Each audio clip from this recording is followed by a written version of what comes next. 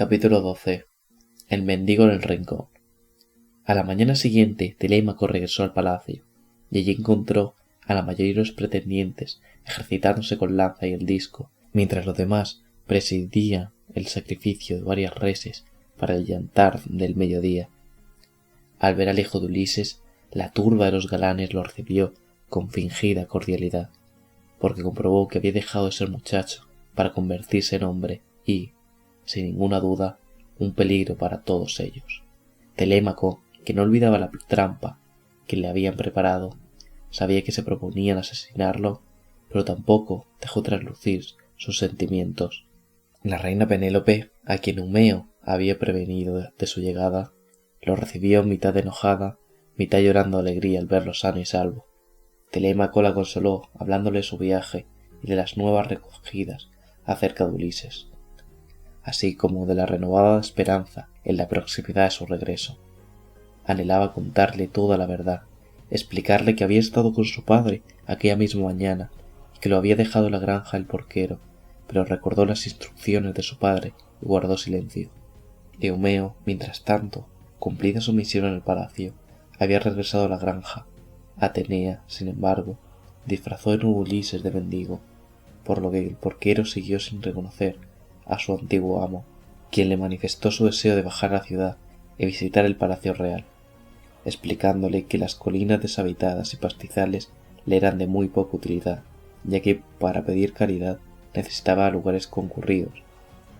Eumeo, dejando a perros y zagales al cuidado de la granja, proporcionaba a su huésped un cayado en el que apoyarse, y juntos iniciaron la marcha por la senda que descendía hacia la llanura.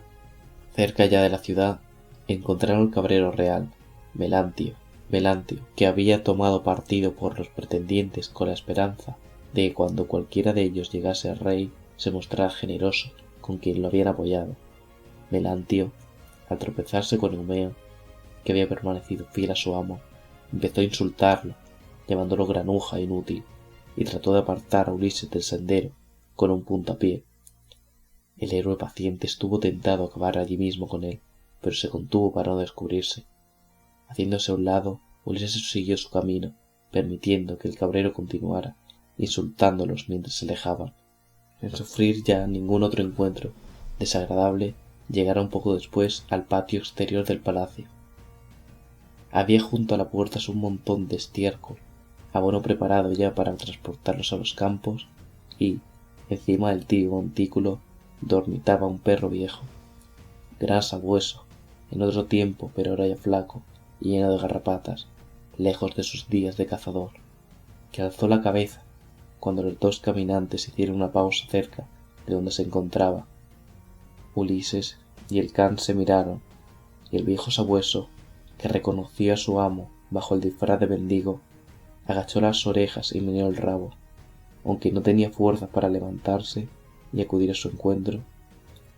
Ulises comprendió que se trataba de su perro Argos, poco más que un cachorro cuando partió hacia Troya a bordo de las naves negras, y tuvo que enjuagarse con discreción una lágrima.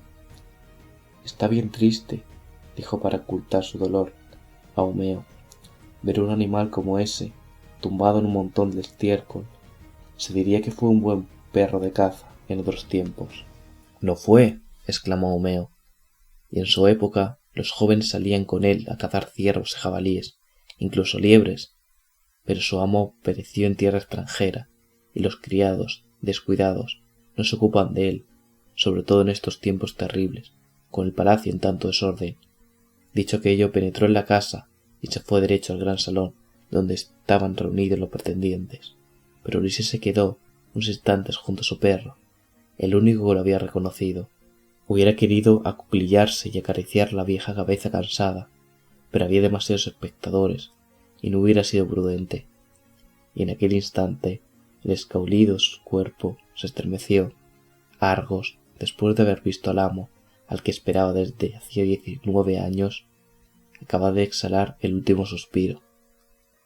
Ulises siguió entonces los pasos de Eumeo. No entró en el gran salón, el salón de su propia casa, donde cenaban los pretendientes y tocaban el bardo, sino que se sentó en un rincón junto a la puerta, la espalda contra una de las columnas de madera de cedro. Allí lo vio Telémaco, desde su privilegiada posición junto al hogar central, y encargó a Eumeo que le llevaran una garza y una tajada de cerdo. Ulises consumió los alimentos que se le ofrecían y luego, deseoso de poner a prueba a los pretendientes para ver si había entre ellos algún corazón bondadoso, se dispuso a recorrer el salón pidiendo limosna a los comensales. Algunos de los jóvenes galanes le arrojaron mendrugos y restos de carne, pero Antinoo, que acababa de regresar de su inútil espera bajo los acantilados de Samos, le arrojó el escabel en el que apoyaba los pies, alcanzándose la espada junto al hombro derecho. «Si existiesen deidades o furias, que vengan al menesteroso», exclamó Ulises, «que la muerte sorprenda a Antinoo ante su boda». En los labios de los demás pretendientes se mezclaron los murmullos de la protesta con las risas que mostraban su desprecio por las amenazas de un mendigo. Aunque no se les ocultaba los peligros de maltratar así a un desconocido bajo cuya apariencia bien podía esconderse un dios.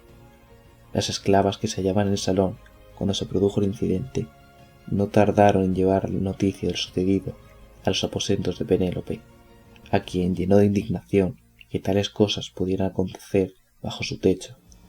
Desde hacía tiempo, por otra parte, había sido costumbre suya conversar con cualquier extranjero viajero que llegara al palacio, con la esperanza de que pudiera darle nuevas de su esposo ausente. La reina, en consecuencia, mandó llamar a Eumeo y le pidió que trajera al mendigo a sus habitaciones, pero cuando Ulises supo cuál era el deseo de la reina, le mandó recado con el porquero, explicando que ya se le había agradecido una vez en el salón y que no volvería a entrar en la casa hasta que la chusma de los pretendientes hubiera regresado a sus hogares para pasar la noche. Ulises decidió esperar en el umbral, pero no le duró la tranquilidad, porque llegó al palacio otro pordiosero que, durante mucho tiempo, había sido, por así decirlo, el mendigo reinante, Iro, que así lo llamaba, aunque grande de cuerpo carecía de robustez y vigor, pero al encontrarse en el umbral con el recién llegado adoptó un tono autoritario. «Márchate de aquí si no quieres que te saque a patadas». «Hay sitio suficiente para los dos», le respondió Ulises mansamente, pero el otro, encendido el rostro por la cólera, le exigió a gritos que se pusiera de pie y luchara si quería seguir ocupando aquel sitio. Los pretendientes, que habían terminado de comer y pasaban el tiempo en el patio entre danzas y otras distracciones, consideraron que, para variar, una pelea entre dos mendigos podría ser un espectáculo divertido, por lo que empezaron a aplaudir y golpear rítmicamente el suelo con el pie pidiendo que empezara el combate, prometiendo al vencedor que podría aceptarse con las morcillas que habían sobrado de la cena, además de ser coronado rey de los mendigos, título con el que adquiriría el derecho exclusivo a pedir limosna. Ulises, viendo que la confrontación resultaba inevitable, se desnudó de cintura para arriba. Iro, al descubrir el vigor de sus brazos, hubiera preferido renunciar a la pelea, pero los pretendientes ya habían formado un círculo y, gritando y riendo, lo forzaron a seguir adelante. El combate no duró mucho. Cuando Iro intentó torpemente alcanzar a Ulises en el hombro derecho, este le golpeó con precisión el cuello y lo derribó, cayéndose con la nariz y la boca ensangrentadas. A continuación el héroe paciente arrastró al mendigo hasta dejarlo apoyado contra la pared, donde siguió sangrando mientras los espectadores reían y aclamaban al nuevo rey de los mendigos.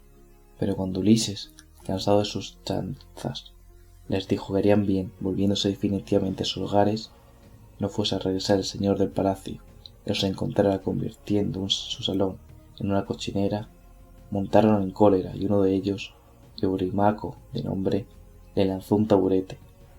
El héroe paciente lo esquivó, acuclillándose, pero el proyectil alcanzó el cambio a uno de los escanciadores, por lo que se derramó el contenido de una gran crátera, produciéndose un nuevo alborote. Finalmente, los jóvenes pretendientes, vencidos por el sueño, después de tanto comer y beber, abandonaron el palacio para volver a sus alojamientos de la ciudad. Ulises y su hijo recogieron las armas de bronce que colgaban de las paredes y las trasladaron a uno de los sótanos. Después de ponerlas a buen recaudo, Telémaco se retiró a dormir en su aposento, al que se entraba desde el palacio. Ulises, por su parte, continuó sentado en el salón en penumbra, esperando la llegada de Penélope. Aparecieron primero sus doncellas, charlando y riendo entre sí, para recoger los restos de la fiesta. Las jóvenes se sorprendieron encontrar allí al viejo mendigo, y una de ellas, Melanto, trató de ayuntarlo como si fuera un animal doméstico salido del corral, y la amenazó con unos cuantos antorchazos, pero Penélope, que la seguía muy de cerca, la oyó y la reprendió, ordenando a continuación que se reavivara el fuego del hogar central, que se colocara cerca una silla para el anciano. Una vez que el mendigo se sentó y salieron las doncellas, Penélope se instaló en un sillón recubierto de pieles de carneros blancos. Le preguntó quién era y de dónde procedía. Como Ulises no estaba dispuesto a contarle la verdad, optó por inventarse una nueva historia.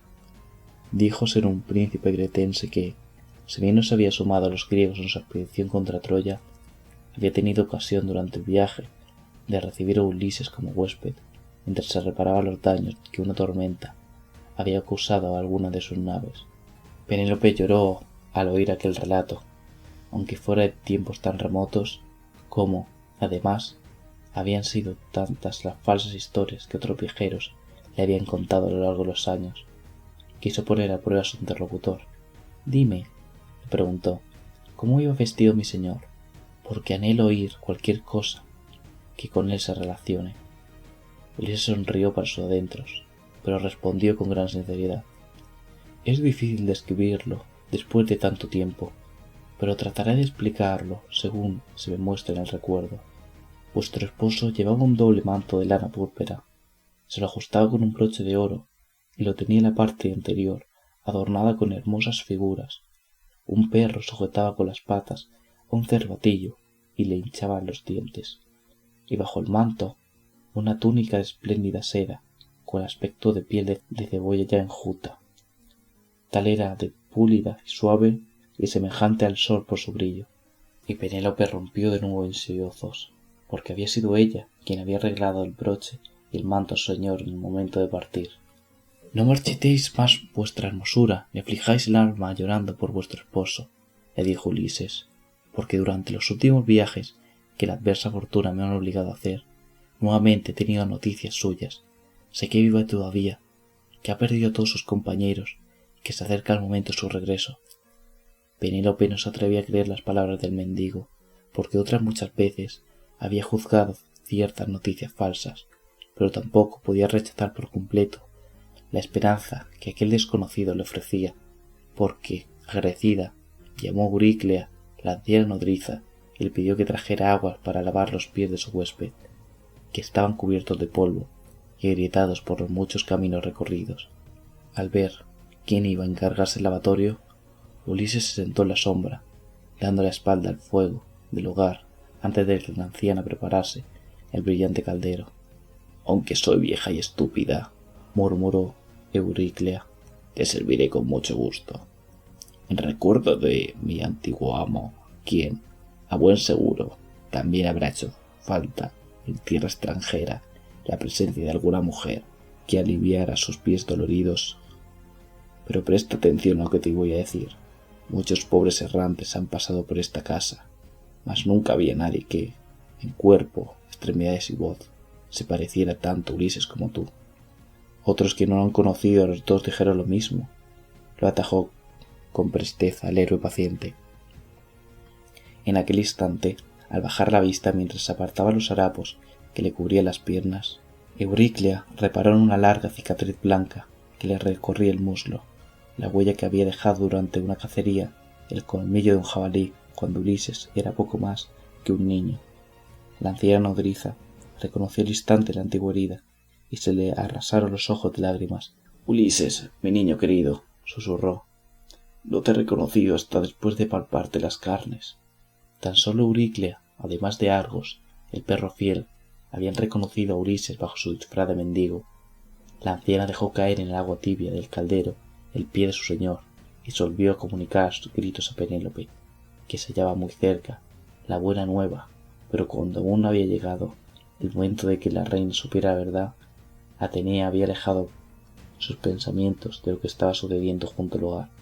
Ulises, mientras tanto, apretó con la mano derecha la garganta de su nodriza y, acercándola así, Con la izquierda le habló de este modo: «Silencio, anciana.